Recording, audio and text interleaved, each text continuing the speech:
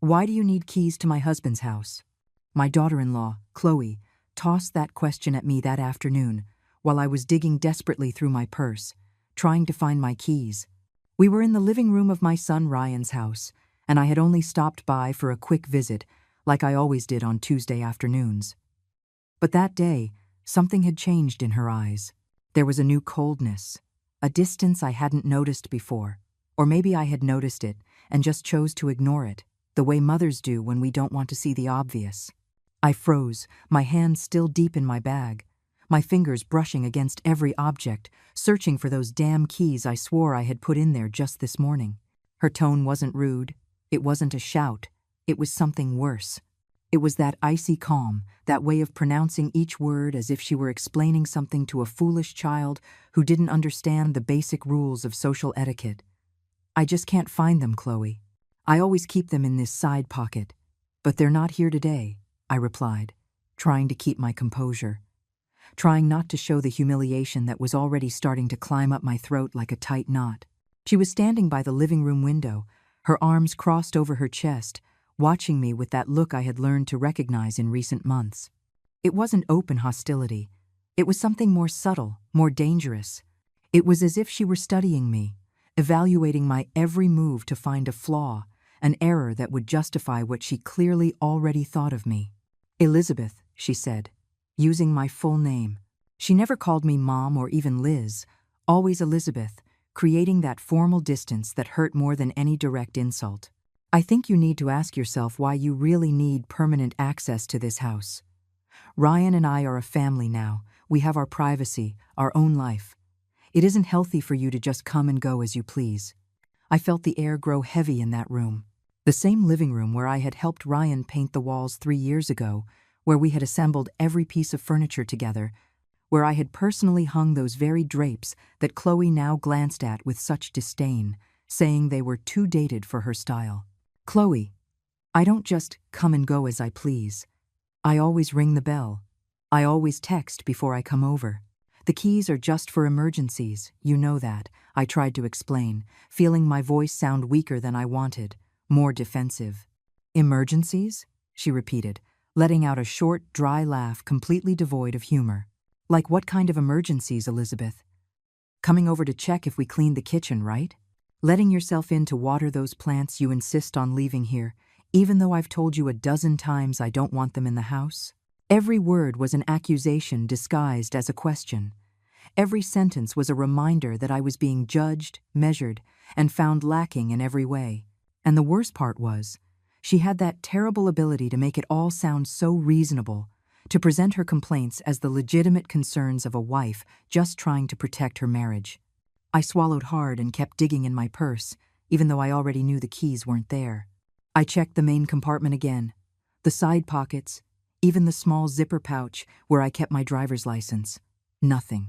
My whole keychain was gone, the one with that little silver heart charm Ryan had given me for my 60th birthday. Look, I don't know where they are.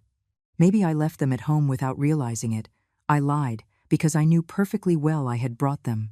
I could perfectly remember their feel in my hand when I locked my apartment door that afternoon. Could you lend me your set just so I can make a copy? I promise I'll bring them right back tomorrow.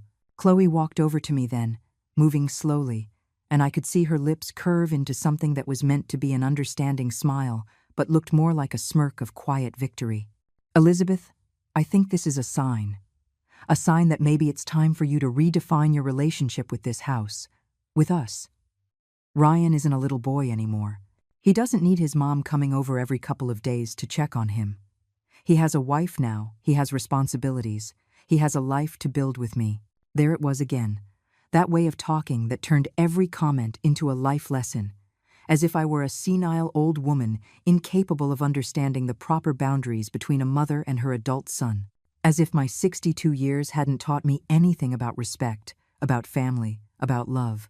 I understand Ryan has his own life, Chloe. I've always understood that. But I'm still his mother, and this house is important to me too.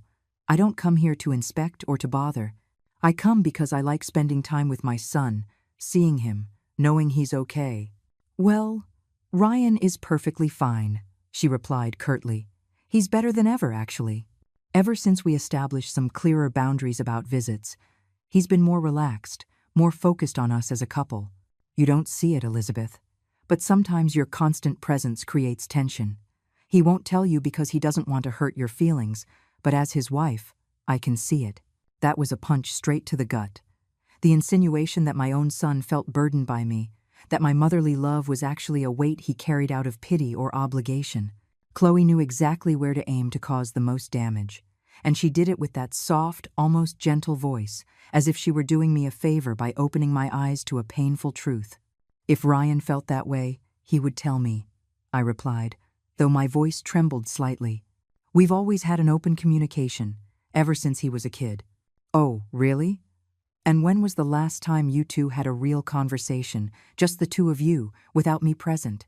When was the last time Ryan reached out to you on his own, and not just because you showed up here? I couldn't answer that. Chloe had touched a wound I had been ignoring for months. It was true that lately I was always the one who called first, who suggested the visits, who asked if I could stop by. Ryan didn't show up on Sunday mornings with donuts and coffee like he used to before he got married. He didn't call me just to chat about his day or ask for advice about a problem at work. Look, Elizabeth, Chloe continued, and this time her voice took on an almost compassionate tone that I found even more unbearable than her coldness. I don't want to be the bad guy in this story. I really don't. I know you raised Ryan on your own after your husband died. I know you made a lot of sacrifices for him, and that's admirable. But he's 25 years old now. He has a wife, and he needs space to grow as a man, to build his own family, without feeling like he has to check in with you all the time. I have never asked him to check in with me, I protested, feeling indignation start to replace the sadness in my chest. I have my own life, my job, my friends. I'm not some dependent old woman with nothing better to do than bother her son. Then prove it, she challenged me, taking another step closer. Prove it by letting him live without showing up here every Tuesday and Friday. Prove it by not calling him 3 times a day to ask if he's eaten lunch or if he has clean clothes. Prove it by accepting that you are no longer the most important woman in his life. I am. There it was. She had finally said the quiet part out loud, what she had been implying for months with her gestures, her looks, her seemingly innocent comments. This wasn't about the keys. It had never been about the keys. This was about power, about territory, about who had the right to love Ryan and in what way. I stood there in silence, staring at her, trying to process what I had just heard. Chloe held my gaze without blinking, with the absolute confidence of someone who knows they're holding all the cards. She slept next to my son every night, she shared his daily life, she had access to his most intimate thoughts, and I was just the mother who lived 20 minutes away, waiting for scraps of his attention. I think I'd better go, I said finally, zipping up my purse with trembling hands. When I find my keys, I'll let you know. Elizabeth, wait, she called out as I was already walking to the door. Don't leave angry. I just want you to understand the situation. We can have a good relationship, you and I, but with clear boundaries. I'm not your enemy. I turned to look at her one last time before leaving. She was standing there in the middle of the living room, in the house I had helped him get, surrounded by the furniture I had helped pay for when Ryan was just starting out at his job and didn't have enough savings. And she was talking to me about boundaries, about respect, about personal space, as if I were the intruder and not the woman who had given everything for the son she now claimed as exclusively hers. You're right, Chloe, I said, with a calmness that surprised even me. You're not my enemy, and I'm not yours. But if you ever have children, you'll understand that a mother's love can't be limited as easily as you think. See you later. I left that house with a weight on my chest I hadn't felt in years. I walked to my car, parked on the street, opened the door, and sat in the driver's seat without starting the engine. My hands were shaking so badly I had to press them against my legs to control them. I took a deep breath 1, 2, 3 times, trying not to cry right there in the middle of the street where any neighbor could see me. How had it come to this? When exactly had my relationship with Ryan changed so much? I tried to pinpoint the precise moment, the specific conversation, the incident that had marked the before and after, but I couldn't find one. It had been a gradual process, so slow that I hadn't noticed it until it was already too late. I remembered when Ryan introduced me to Chloe 2 years ago. It had been at a little Italian restaurant, one of those small, cozy places that serve generous portions of pasta. She had arrived holding his hand, smiling, polite, asking me about my job as an admin at an accounting firm. She seemed like a nice girl, maybe a little reserved, but nothing that made me suspect what was to come. "Mom, I'm so happy," Ryan had told me that night, with that light in his eyes men get when they're deeply in love. "Chloe is special. She's different from all the other girls I've known. I think she's the one."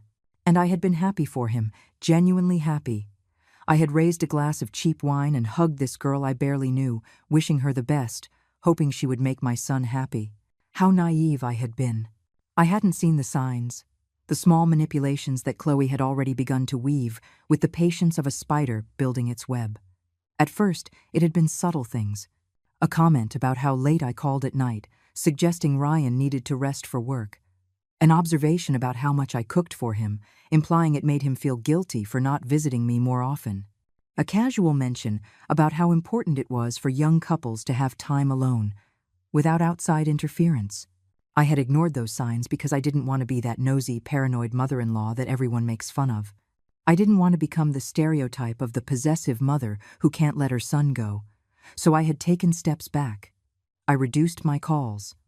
I waited for Ryan to reach out to me instead of me reaching out first. And Ryan, my sweet Ryan, had started to pull away too. Not dramatically, not with a conversation where he told me he needed space. His calls just became less frequent, his visits shorter, his hugs more rushed. And when I asked him if everything was okay, he would answer with a tired smile that told me nothing, because the words that came out of his mouth were generic and empty. "Everything's perfect, Mom. Work is just really busy." "I'm fine, Ma, don't worry so much. Chloe says hi. She says we should have you over for dinner soon." Empty promises, superficial conversations, that distance that just kept growing without either of us having the courage to talk about it directly.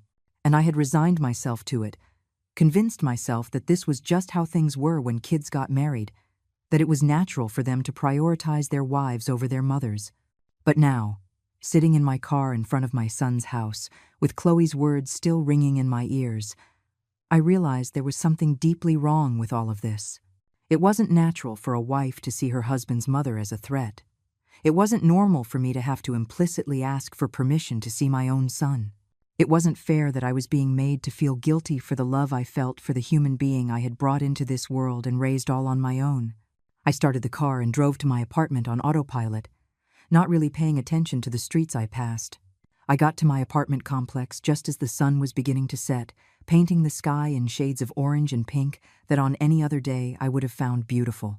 But that afternoon, everything seemed gray, dull, lifeless.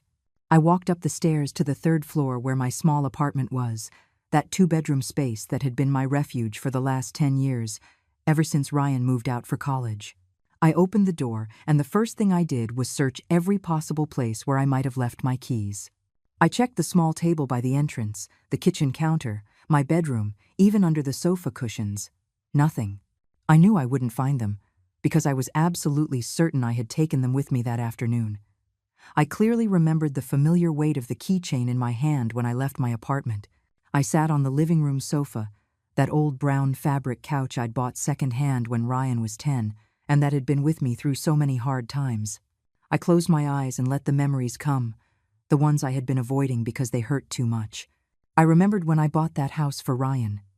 It was 3 years ago, when he was 22, and had just landed his first stable job as an admin assistant at a tech company. The salary wasn't bad, but it wasn't enough to buy property in the city. I had been saving for years, putting away every extra dollar I earned, sacrificing vacations and personal splurges. I had put together $25,000 for the down payment on a small house in a decent neighborhood, not luxurious but safe, with good access to public transportation. I found the perfect property, a 2-story, 3-bedroom house with a small backyard and enough space for Ryan to grow, to start a family one day. The total price was $85,000, and I handled all the negotiations with the bank for the mortgage. But here was the part Chloe didn't know, the part I had kept secret, for reasons I was now beginning to understand better. When we did the paperwork, I put the property in my name, not Ryan's, but mine. I told him it was just for convenience with the bank, that his credit history was still too short and it would be easier if I was listed as the primary buyer. But it's your house, honey. I had told him that day when we signed the papers. I'm just helping with the paperwork. You pay the mortgage every month with your job. You take care of it. You live in it. It's yours. And he had hugged me with tears in his eyes, thanking me for being the best mom in the world, promising that one day he would pay me back for everything I had done for him. I had stroked his hair, just like when he was a little boy, and told him he didn't owe me anything, that seeing him happy was payment enough. For the first 2 years, Ryan faithfully paid the monthly mortgage payment, which was $650. Every month he transferred the money to my account, and I made the payment to the bank. It was an arrangement that worked perfectly. He had his independence, his own space, and I had the peace of mind of knowing my son was well established. But then Chloe arrived. She moved in with him 6 months after they started dating, and from that moment, things began to change. She started decorating the house to her taste, buying new furniture, changing curtains, and painting walls. And with every change she made, her sense of ownership over that place grew stronger. I got up from the sofa and walked to my bedroom, where I kept all my important documents in a small safe in the closet. I pulled out the box, entered the combination on the lock, and opened it. There they were, organized in different colored folders. My birth certificate, my high school diploma, and the property deeds for Ryan's house. I took the green folder that held the house documents and opened it on my bed. I turned the pages slowly, reading every clause, every legal term, confirming what I already knew. The house was in my name. Elizabeth Cole was the legally registered owner with the city. Ryan was listed on some documents as the occupant and responsible for payments, but legally, the property was mine. I had never thought of using this against him. I had never even considered mentioning this detail, because to me, it was irrelevant. I had bought that house for my son, and in my mind, it was always his, no matter what the papers said. But now, after the conversation with Chloe, after hearing her say with such confidence that it was her husband's house, something inside me had shifted. It wasn't revenge I felt, not exactly. It was more like an awakening, a sudden clarity about the real situation.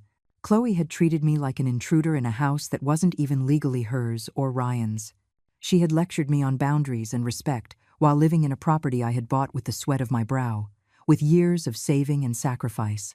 I put the documents back in the box and locked it carefully. I didn't know what I was going to do with this information yet, but something told me it was going to be important to have it handy. For the first time in months, maybe years, I felt like I had some power in this situation that had become so unbalanced. I barely slept that night. I just lay in bed, staring at the ceiling, thinking about all the small humiliations I had endured from Chloe over the last few months. The comments about my clothes being too dated, her suggestions that I should find new hobbies appropriate for my age, the way she always found an excuse to cut my visits short. I remembered their wedding day, a year ago. It had been a small ceremony in the backyard of the house because they had decided they didn't want to spend a lot of money on a big party. I had contributed $3,000 to help with the costs, money I had taken from my emergency savings without a second thought because I wanted my son to have a special day.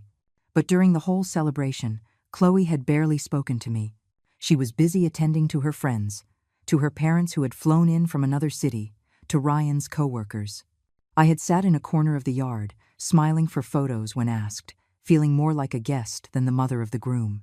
And when it came time for the traditional mother-son dance, Chloe had suggested they just do a fun group dance with all the guests to break with old traditions and create more inclusive moments.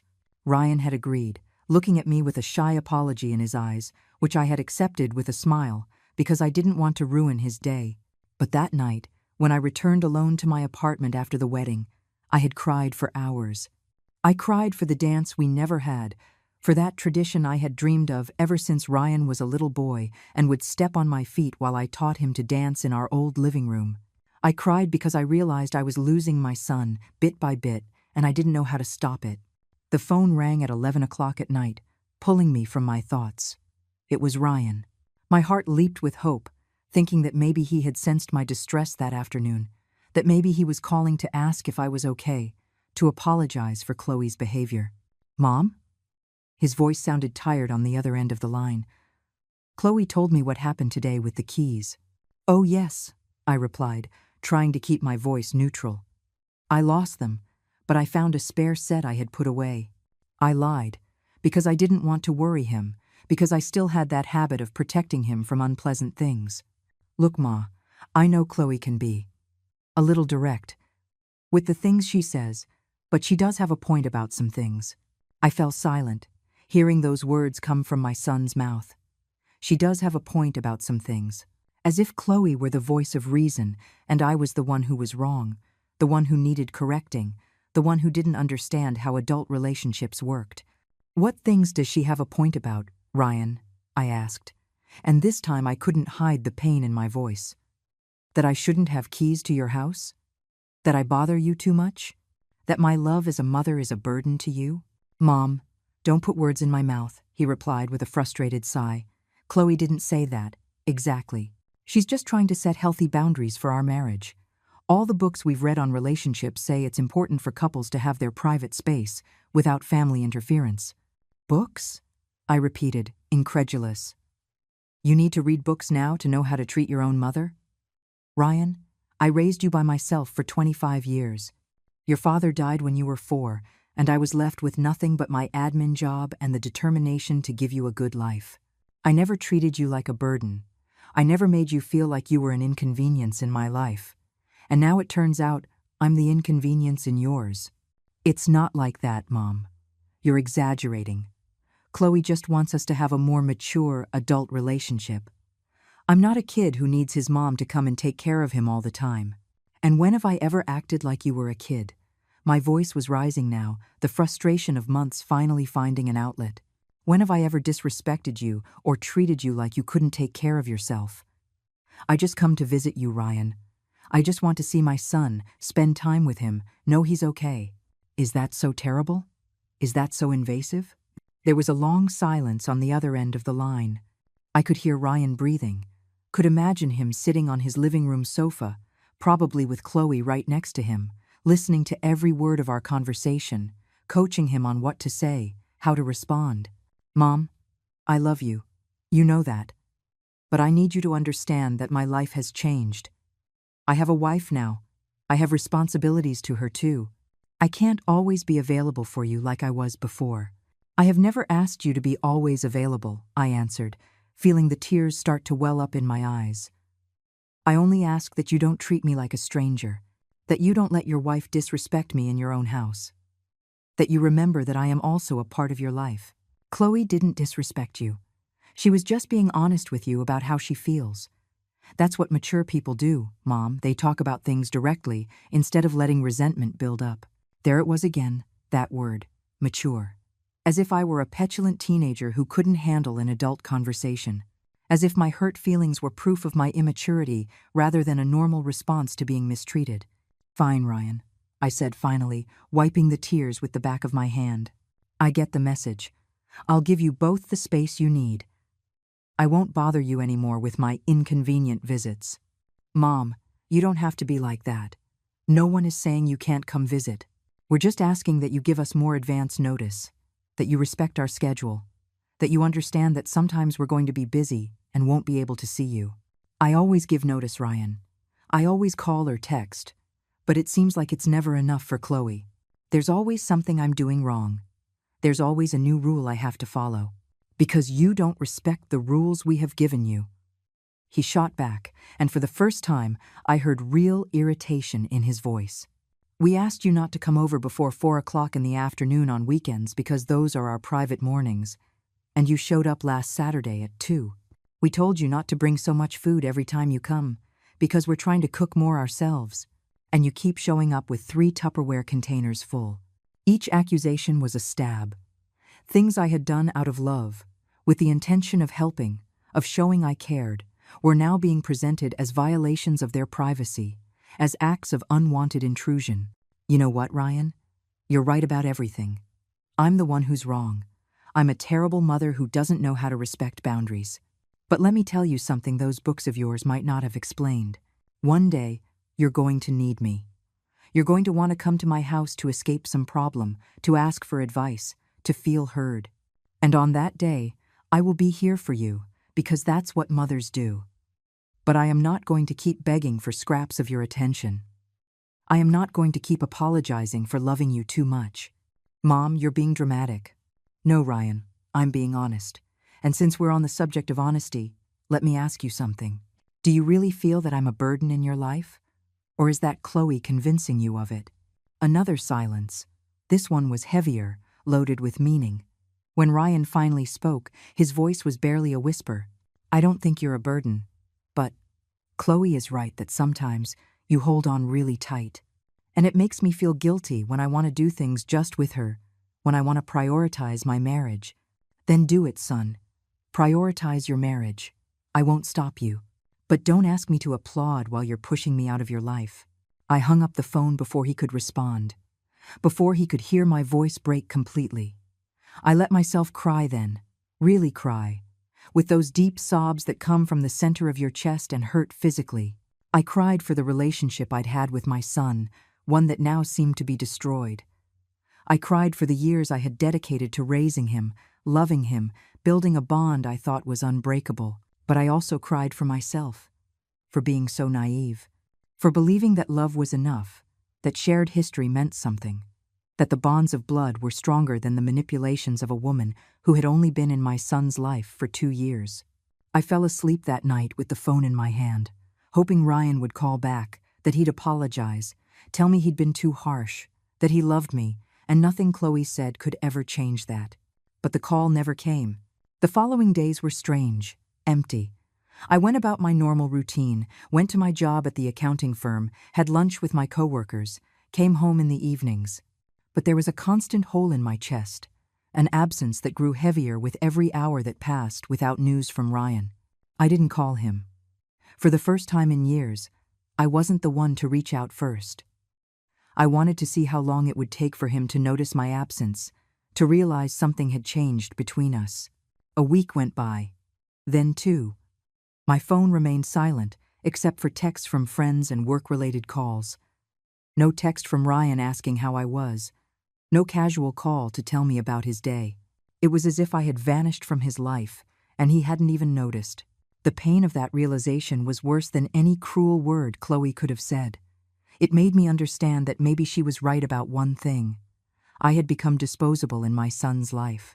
He could move on perfectly fine without me. Without my visits, without my calls, without my constant presence that I thought was comforting but was apparently just annoying. It was in the 3rd week that something inside me changed. I was at my desk reviewing some financial statements when my boss, Miss Jenkins, came in with a folder in her hands and a kind smile on her face. She was a woman in her 50s, direct but fair, and in the 12 years I'd worked for her, we had developed a relationship that went beyond just professional. Elizabeth, have you got a moment? She asked, sitting in the chair opposite my desk, without waiting for an answer. I've noticed you've been different lately. Quieter, more distracted. Everything okay at home? I tried to smile and brush it off. Oh, just some family stuff, Miss Jenkins. Nothing serious. She gave me that penetrating look she used when she knew someone was lying.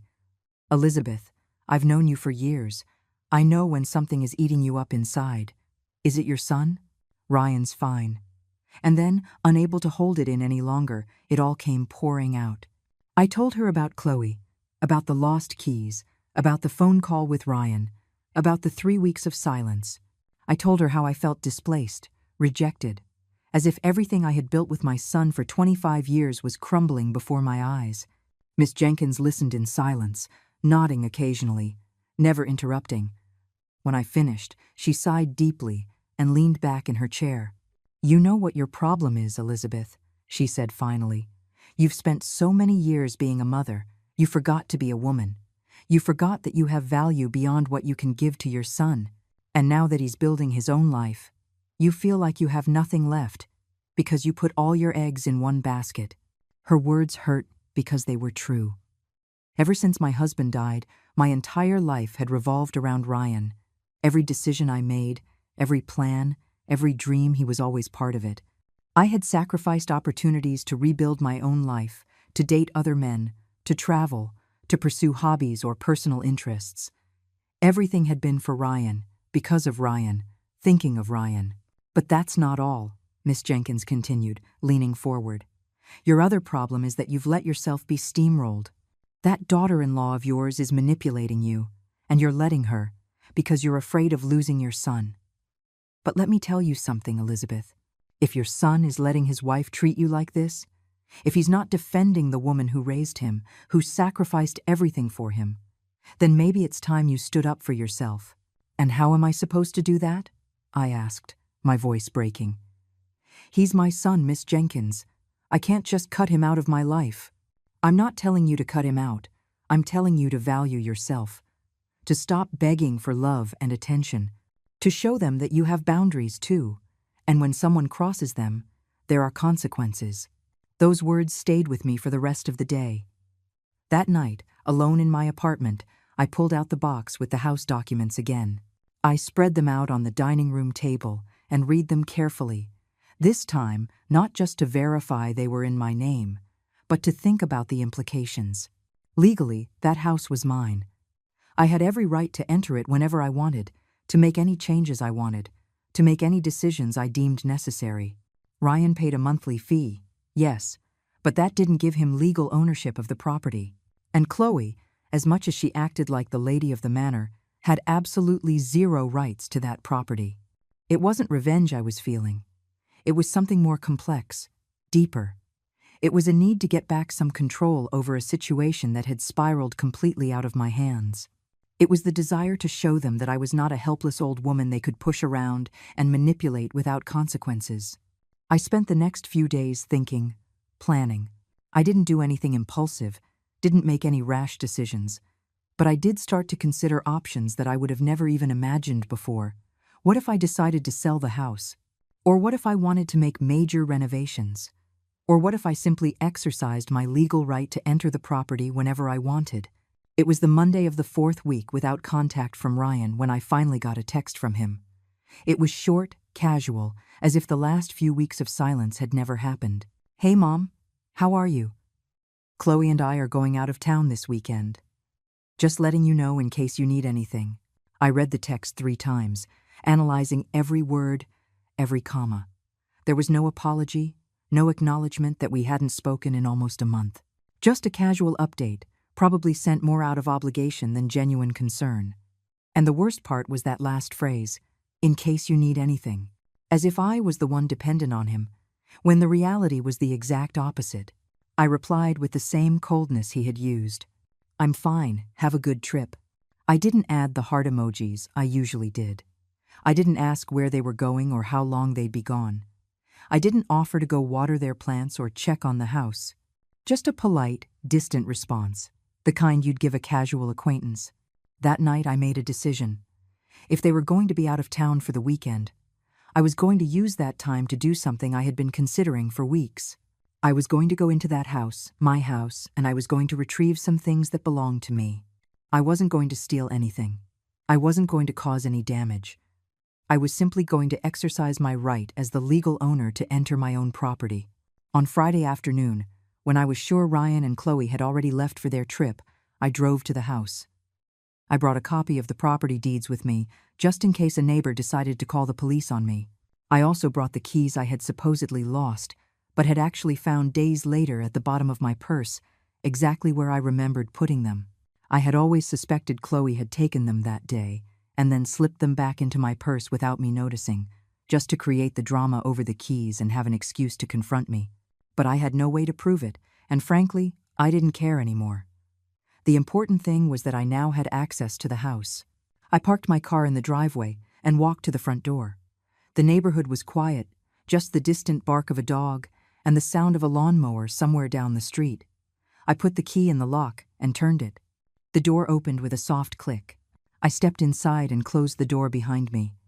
The house was silent, filled with that particular smell spaces have when their inhabitants are away. I looked around the living room and felt a strange mix of familiarity and alienation. I recognized this space. I had helped build it, but at the same time, it felt foreign, transformed by Chloe's presence into something that no longer belonged to me emotionally. I walked slowly through the living room, observing the changes that had been made since my last visit. The drapes I had hung were replaced with new cream-colored ones, more modern, but lacking character. The family photos that used to decorate the fireplace mantel had been reduced to just two, one of Ryan and Chloe's wedding, and one of them on a beach somewhere on vacation. The photos of Ryan as a child, the photos of us together, were gone. I went into the kitchen and opened the cabinets. There they were, the Tupperware containers I had brought over for months, stacked in a corner, forgotten. Some still had dried food remnants, as if no one had bothered to wash them after emptying them. I felt a pang of hurt seeing that. I had prepared those meals with love, thinking of my son, wanting to make sure he was eating well. And there they were, treated like disposable garbage. I went upstairs to the second floor. There were 3 bedrooms. The master where Ryan and Chloe slept. One they used as a home office, and a third that was mostly empty except for some boxes. I walked into the master bedroom and stopped at the threshold. The bed was perfectly made with gray sheets and white decorative pillows. There was a large dresser against one wall, with some of Chloe's beauty products arranged on top. On the nightstand on the side I assumed was Ryan's, there was a framed photo. I moved closer to see it better, and felt my heart contract. It was a picture of Chloe and Ryan on their honeymoon, hugging in front of a sunset. Beautiful, romantic, perfect. But what hurt was realizing that there wasn't a single picture of me in the entire room. It was as if I had been erased from my son's life, as if 25 years of shared history didn't even deserve a small space on his nightstand. I left that room with a heavy feeling in my chest. I went to the office and turned on the light. There was a desk with a computer, shelves with books, and a small file cabinet in the corner. I walked over to the file cabinet, not intending to snoop, just observing. It was locked. It was then I noticed something on the desk, an open folder with what looked like important documents. I got closer and, though I knew I shouldn't, I couldn't help but look. They were bank statements for Ryan and Chloe. Apparently, they had a joint account, and the numbers I saw surprised me. There were several recent charges for large amounts. $1,200 at a furniture store, $800 at a fine dining restaurant, $500 on clothes, $300 at a spa. The expenses piled up, page after page, showing a lifestyle that frankly seemed excessive for Ryan's salary. I kept looking through the papers, justifying my curiosity by telling myself that as the owner of the house, I had a right to know how they were managing their finances if it could affect the monthly payment. And then I found it. Something that made me stop cold. It was a letter from the bank, dated 2 weeks ago. A notification that the mortgage payment for that month had been rejected due to insufficient funds.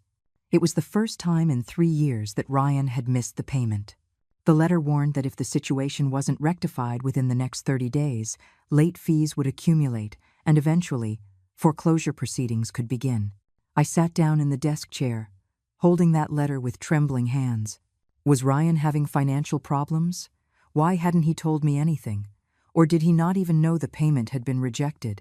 I remembered that I was the one who received the bank notifications, because the loan was in my name. This letter had probably come to my mailbox, and I hadn't seen it because I'd barely been checking my mail lately, too sunk in my own sadness. But then I looked again at the bank statements with all those excessive expenses, and the truth became clear. It wasn't that Ryan didn't have the money. It was that they were spending it on other things. Chloe was spending it on other things. While I had sacrificed, saving every dollar, while they were treating me like a burden and pushing me out of their lives, they were living beyond their means, buying unnecessary things, going to expensive restaurants, all instead of meeting the basic responsibility of paying for the house they lived in. I felt a cold anger rise in my chest. It wasn't the explosive, irrational anger of a frustrated moment. It was something more calculated, deeper. It was the indignation of someone who finally sees with perfect clarity how they have been used, manipulated, and disrespected. I took out my phone and took pictures of the documents, the bank statements, the bank letter, everything.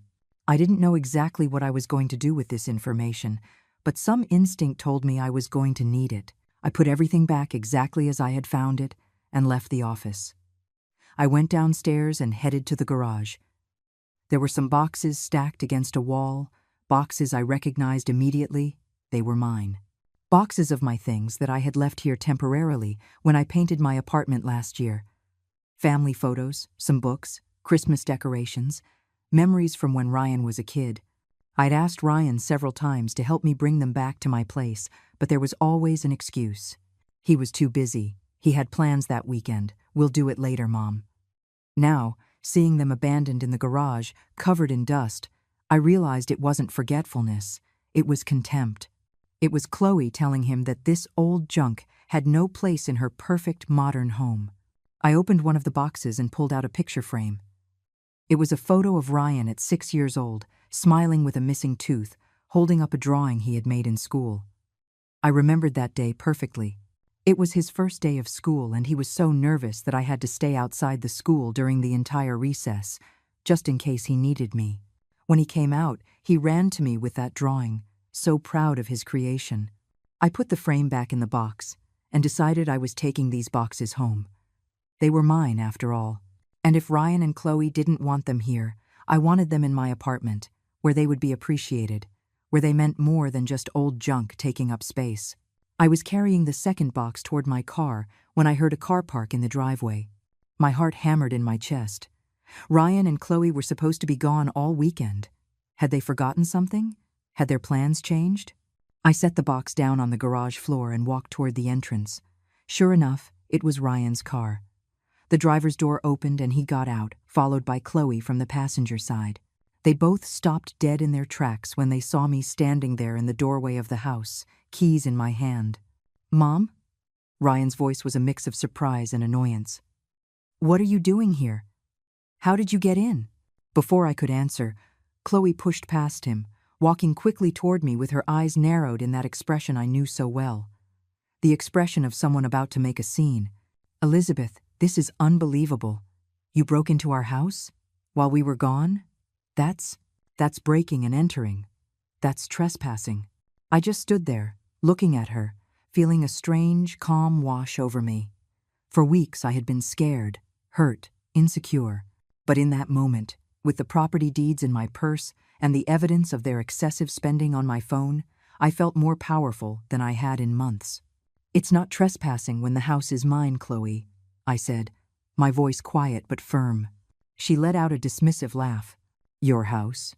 What are you talking about? This is Ryan's house, the house my husband and I live in." "It's my house," I repeated, reaching into my purse and pulling out the green folder with the documents. "It's in my name. I bought it. I paid the down payment. The loan is in my name. And according to this letter the bank sent 2 weeks ago, this month's payment was rejected for lack of funds." I watched the color drain from Chloe's face. Ryan hurried over, his expression confused. "What are you talking about, Mom? What letter?" "I made the payment this month. I transferred it just like always. It didn't make it to the bank's account, Ryan. It was rejected. And in the meantime, according to the bank statements I found in your office, you two have been spending thousands of dollars on furniture, restaurants, and clothes. You went through our private papers?" Chloe's voice went up an octave. "You let yourself into our office and went through our things? Ryan, are you going to let her do this? Your mother is completely out of control." But Ryan was looking at me with an expression I had never seen before. There was confusion there, yes, but also something else. Maybe the beginning of understanding, the dawn of a doubt. "Mom, is the house? Is it really in your name?" he asked softly. "Yes, Ryan. It always has been. When we bought it, we put everything in my name because your credit history was too short. Don't you remember?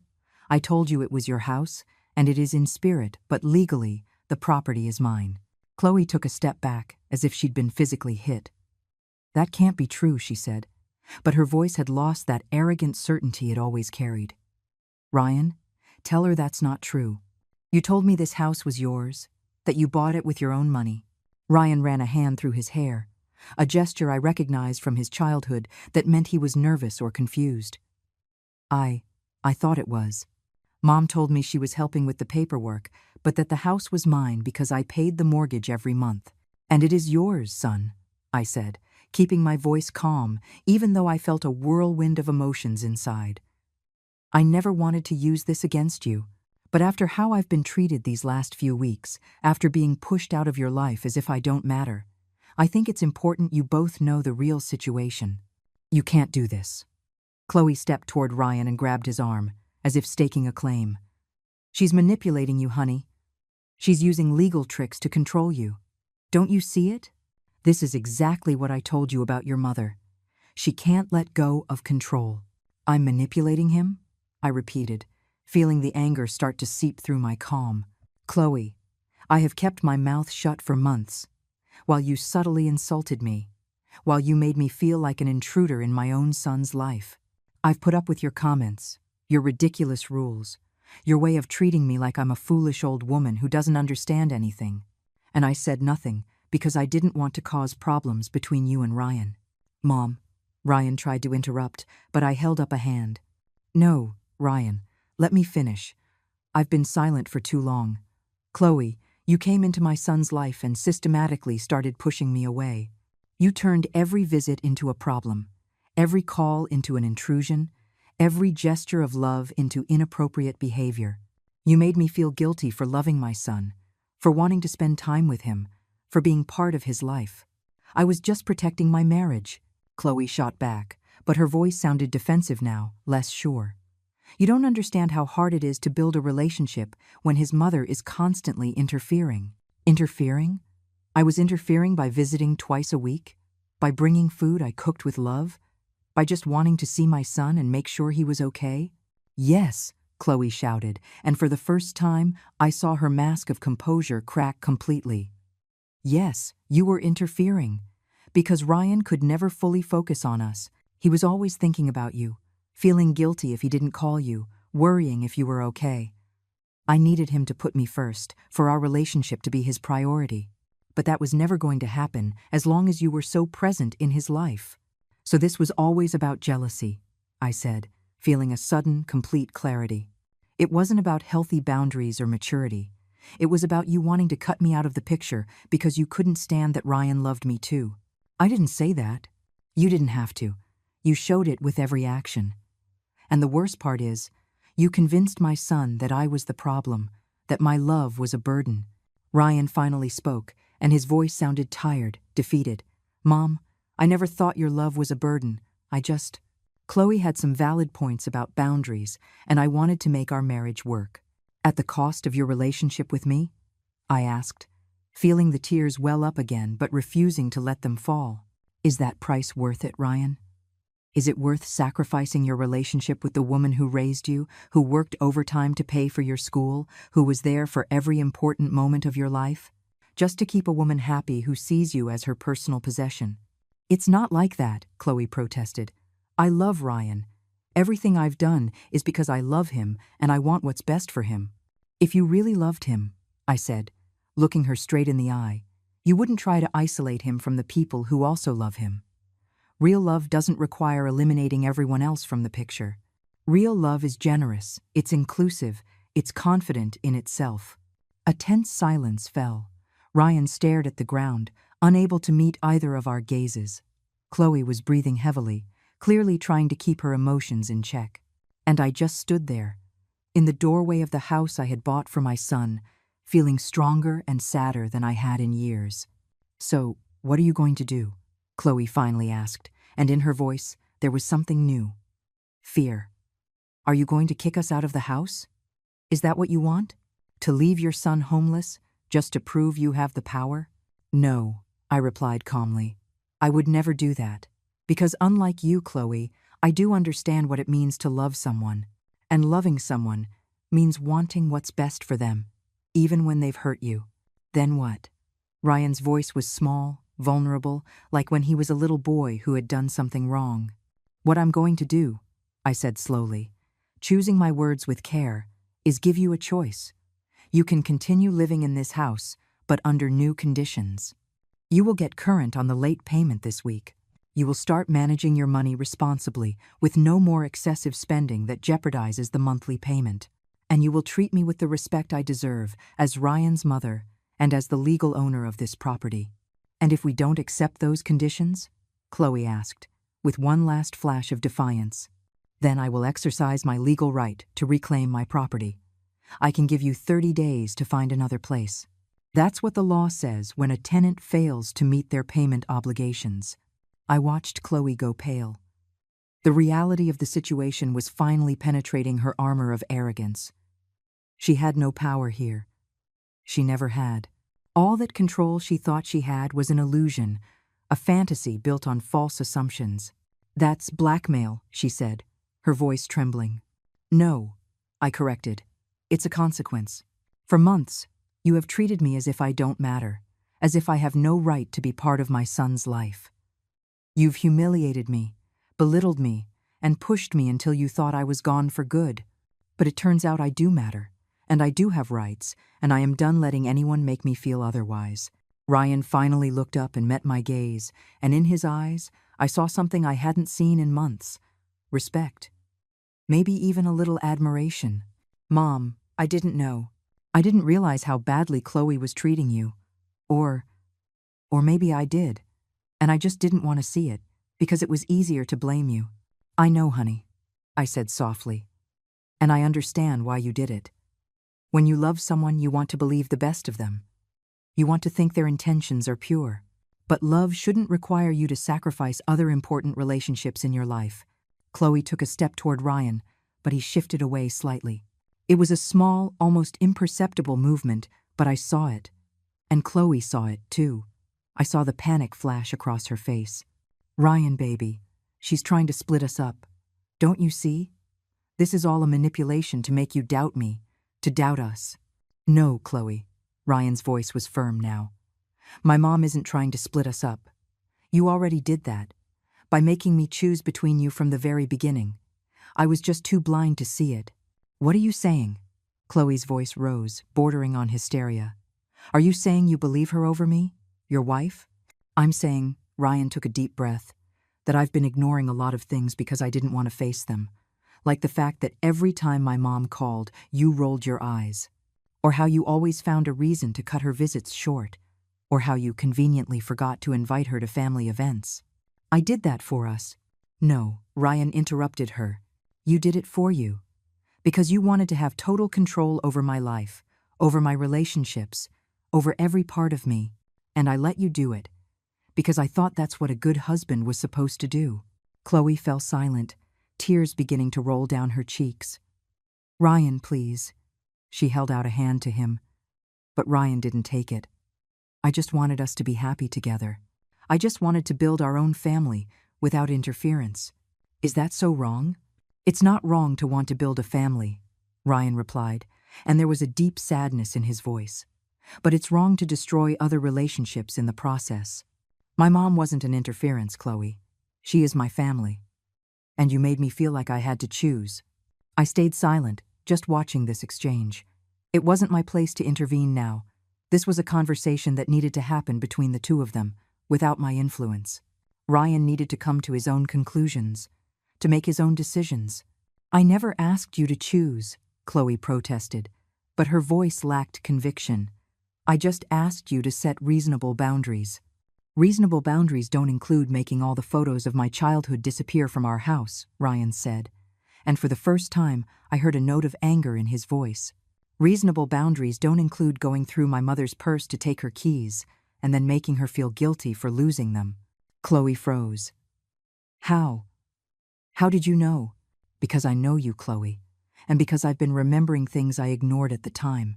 Like that afternoon when my mom was looking for her keys and you were just so calm, so sure. Like you knew exactly where they were but just weren't going to tell her." Chloe's tears were flowing freely now. "I did it for us. So she would understand she couldn't just walk in and out of our house whenever she wanted. It was her house, Chloe. It was always her house. And I gave her permission to come over whenever she wanted because she's my mother and I trust her. What's not okay is that you made her feel like a criminal for exercising that right." I walked over to Ryan then and put my hand on his shoulder. He turned to look at me, and I saw that his eyes were wet too. "Honey, I didn't come here to destroy your marriage," I told him gently. "I came because I needed to get some of my things from the garage. And yes, I also came because I needed to understand why I had been so completely pushed out of your life. But the last thing I want is for you two to split up, because of me. It wouldn't be because of you, Mom, Ryan said, wiping his eyes on the back of his hand. It would be because of the choices I made, because of the things I allowed, because I didn't stand up for the one person who has loved me more than anyone in this world. I love you too, Chloe sobbed. Ryan, I love you so much. I know I made mistakes. I know I went too far. But it was all because I was so scared of losing you, scared that your mom would always be more important than me. A mother's love and a wife's love are different, Chloe, I said, looking at her directly. They don't compete with each other. They're not mutually exclusive. I never wanted to replace you in Ryan's heart. I just wanted to keep my place as his mother. But you saw it as a competition you had to win at all costs. Chloe covered her face with her hands, her shoulders shaking with sobs. For the first time since I'd met her, I saw her as vulnerable, stripped of that armor of control and confidence she always wore. And despite everything she had done to me, I felt a small flicker of compassion for her. Chloe, I said softly, waiting until she lowered her hands and looked at me. I am not your enemy. I never was. But I am also not going to let you treat me like I am. If you want to build a life with my son, you have to accept that I am part of his story, part of who he is. And that doesn't take anything away from you. It just gives you a bigger family. She looked at me with red, swollen eyes. I don't know if I can. I don't know if I can share him. Then that's a conversation you need to have with Ryan, I replied. Because he deserves a partner who doesn't force him to choose between his family and his marriage. He deserves someone who loves all the parts of who he is, including the fact that he's Elizabeth Cole's son. Ryan walked over to Chloe and took her hands in his. Chloe, I need you to understand something. My mom is always going to be important in my life. That doesn't make you less important. But if you can't accept that, if you can't find a way to have a respectful relationship with her, then we have a serious problem that we need to solve. You're giving me an ultimatum, she asked, her voice trembling. I'm being honest about what I need for this marriage to work, Ryan replied. It's not an ultimatum, it's a reality. And I think, deep down, you've always known that, which is why you worked so hard to push her away, because you knew that if I ever really paid attention to how you were treating her, I wouldn't be okay with it. Chloe was quiet for a long moment, processing his words. Finally, she wiped her tears and took a deep breath. I need time, she said, her voice cracking. I need to think. It's a lot to process right now. Okay, Ryan said. Take the time you need. But in the meantime, we're going to respect the conditions my mom set. We're going to pay the late mortgage payment this week, and we're going to be more careful with our spending. Chloe nodded weakly and walked to the car without another word. She got into the passenger seat and closed the door, staring straight ahead with a lost expression. Ryan turned back to me. Mom, I'm sorry. I'm so sorry I didn't see what was happening. I'm sorry I made you feel unwelcome in my life. I'm sorry for everything. I hugged him then, this son of mine, who had grown so tall but who, in that moment, felt just like my little boy again. I'm sorry for some things too, honey. Sorry I didn't speak up sooner, that I didn't stand up for my place more forcefully. But I also understand. You were just trying to make your marriage work, and that's important. Not at the cost of losing you, he said, holding me tight. It should never have been at that cost. We stood there like that for a moment, in silence, healing some of the damage that had built up for months. When we separated, Ryan had a calmer, clearer expression. What were you really doing here? He asked with a small smile. You said you came for your boxes, but I suspect there was more to it. I came to get a little of my dignity back, I admitted. And yes, to understand the situation better. I found the bank letter by accident when I was in the office. I wasn't trying to snoop, but when I saw it, I needed to know more. I thought I made the payment, Ryan said, running his hand through his hair again. But looking back, I think Chloe and I had some big expenses this month, and she must have used that money for other things, thinking we could replace it later. It wasn't malicious, just irresponsible. The important thing is that you fix it, I said. I can help you with this month, if you need it. But after this, you two need to have a serious talk about your finances and your priorities. We will, Ryan promised. And Mom. About the house, I honestly didn't know it was still in your name. I thought we had changed it over at some point. I was going to, I admitted. I had planned to transfer the property to your name for your 30th birthday. As a gift, as a way of saying you were fully an adult and responsible for your own life. But after everything that's happened, I'm glad I hadn't done it yet. Ryan nodded. I get it. Do you still plan to? Eventually. It depends, I answered honestly. It depends on how things go from here. It depends on you learning how to balance your married life with your relationship with me. It depends on a lot of things. That's fair, Ryan said. The following days were strange, filled with an expectant tension. Ryan kept his word and paid the overdue mortgage payment, using their emergency savings and drastically cutting back on their unnecessary expenses. He called to confirm the money had been deposited, and in his voice there was a mix of shame and determination that reminded me of the responsible boy I had raised before Chloe had clouded his judgment. Chloe, for her part, remained completely silent. She didn't call me, didn't send a text, didn't attempt any kind of outreach. Ryan told me she was processing things in her own way and had started going to individual therapy to work on her insecurities and controlling behaviors. It was a first step, though I knew the road would be long. It was 2 weeks after the confrontation when I finally received a call from Chloe. My first instinct was to ignore it, but something made me press the green button. Elizabeth? Her voice was different, smaller, stripped of that arrogant confidence she always carried. Do you have time to talk? I'd like to see you, if you're willing. We agreed to meet at a neutral coffee shop, a place where neither of us had the home field advantage. I arrived 15 minutes early and ordered a black coffee, watching out the window as I waited. When Chloe walked in, I almost didn't recognize her. Her hair was pulled back in a simple ponytail. She wore no makeup and was dressed in jeans and a casual sweater. She looked younger, more vulnerable. She sat down across from me and ordered a chamomile tea. There was an awkward silence as we waited for our drinks. When they finally arrived, Chloe wrapped her hands around the hot mug and took a deep breath. I don't know where to start, she admitted, staring into the steaming liquid. I've replayed this moment 1,000 times in my head, but now that you're actually here, all the words feel wrong. A simple "I'm sorry" would be a good start, I said, not unkindly, but not softening the truth either. I'm sorry, she said immediately, looking up to meet my eyes. I am so sorry, Elizabeth. I'm sorry for how I treated you. I'm sorry I tried to push you out of your son's life. I'm sorry for every cruel comment, every subtle humiliation, every single moment I made you feel unwelcome. The words sounded sincere, but I had learned to be cautious. Why did you do it, Chloe? That's the part I still don't understand. What did I ever do to you to deserve that? She looked down again, and I saw tears well up in her eyes. You didn't do anything. That's the whole point. You were perfect. You were the perfect mother who had raised the perfect man. And I come from a broken family. My father abandoned us when I was 8. My mother spent the rest of my childhood bitter, telling me to never fully trust a man, that they all leave eventually. She paused, wiping away a tear. When I met Ryan, he was different from any man I'd ever known.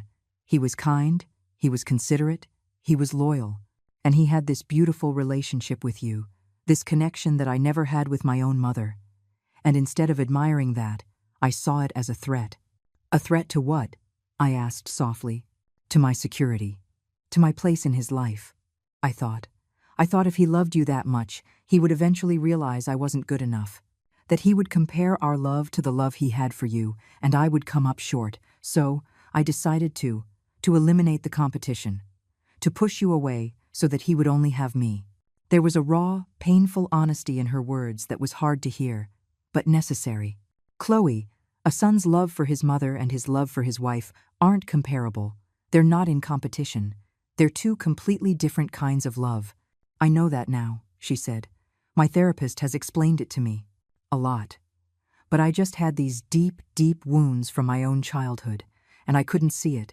I just saw that Ryan called you when he had a problem, that he looked to you for advice, that your opinion mattered to him. And in my twisted mind, that meant I wasn't enough.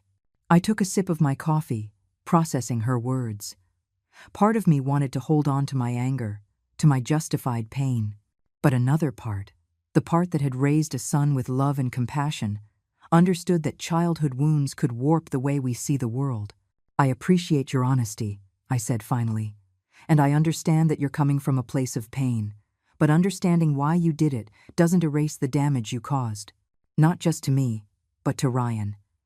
You put him in an impossible position, made him choose between two people he loves. I know, she whispered, and if I could go back and do it all differently, I would. But I can't. All I can do is try to be better from now on. And how do I know this is genuine? I asked. How do I know this isn't just another manipulation, another strategy to get back in control? Chloe met my gaze directly.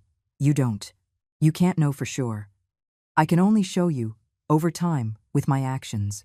But, I swear to you, Elizabeth, I don't want to lose Ryan. And I've realized that if I keep going down that path, I will.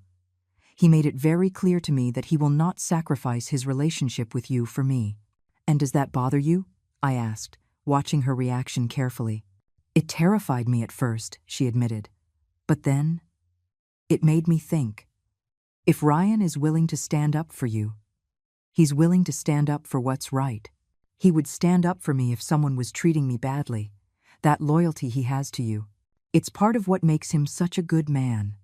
And I was trying to destroy the very quality that made me fall in love with him.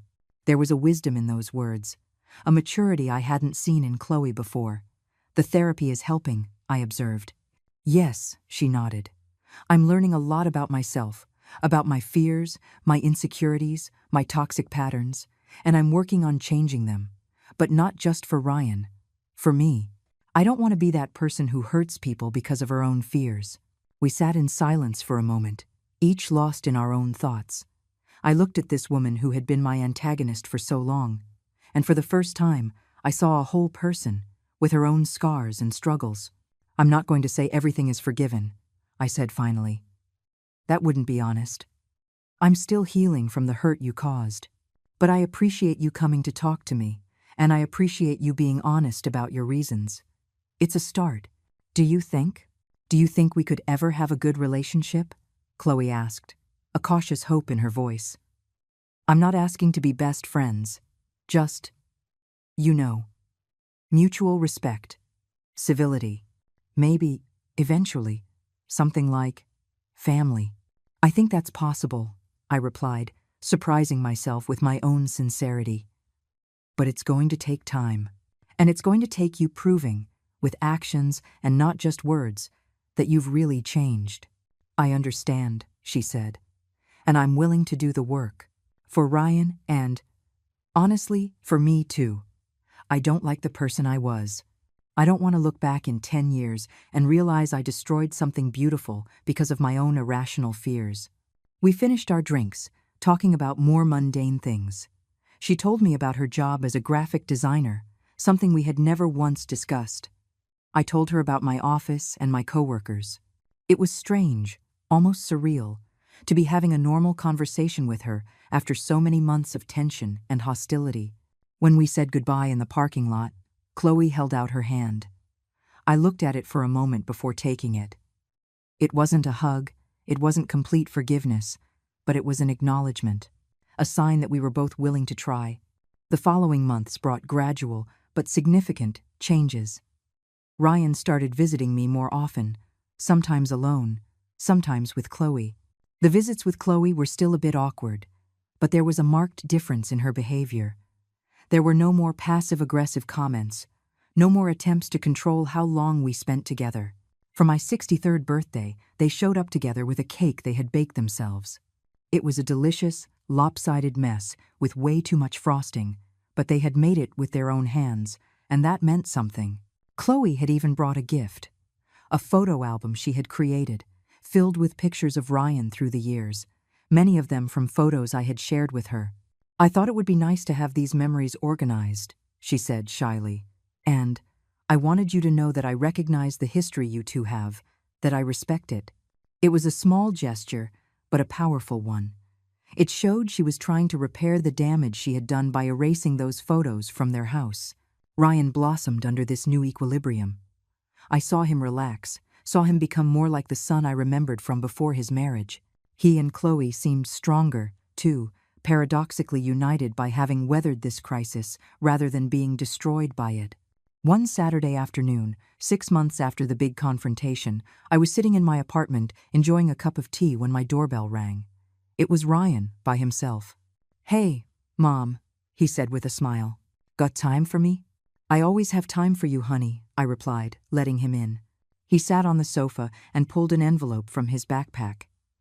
"I have something for you."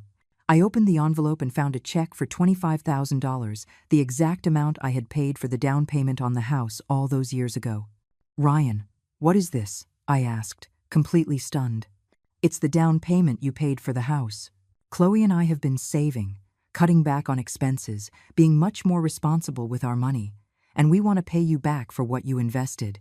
It's not fair that you carried that weight all by yourself." I felt tears sting my eyes. "Honey, I don't need this money back. I gave it to you out of love, as a gift." "I know, Mom, but we want to, because we also want to ask you something."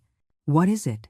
"We want to ask you to transfer the house into my name, officially, not because we're afraid you'll use it against us, but because it's time for me to take full responsibility.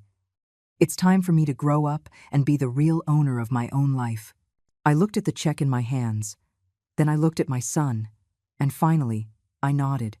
"Okay, I'll call my lawyer next week, and we'll start the transfer process." Ryan pulled me into a tight hug. "Thank you, Mom, for everything, for the house, for not giving up on me, for teaching me what unconditional love really means." "Thank you," I whispered back, "for finally seeing me, for standing up for me, and for finding the balance we all needed." That night, after Ryan had left, I sat on my balcony, looking out at the city lights. I thought about all the pain I had been through, the tears I had cried, the sleepless nights spent wondering if I had lost my son for good. But I also thought about the strength I had discovered in myself, the dignity I had reclaimed by refusing to be steamrolled. I had learned that love doesn't require sacrificing your self-worth, that standing up for your boundaries doesn't make you unloving, and that sometimes the greatest act of love is teaching others how they need to treat you. The house, that property I had bought with so much sacrifice and love, would finally be in Ryan's name. But the lesson we had all learned together that couldn't be transferred with any legal document, that lesson about respect, about family, and about the balance between a mother's love and a wife's love that would live in all of us forever. And as the cool night air brushed my face, I smiled. I had won back something far more valuable than a house or a legal deed. I had won back my dignity. I had reclaimed my place in my son's life. And I had proven, to Chloe and to myself, that a mother who loves fiercely can also stand up for herself with that same fire. The keys Chloe had asked me about, the ones I needed, they didn't matter anymore. I had never needed physical keys to have a place in my son's heart. That place had always been mine, and now we all knew it.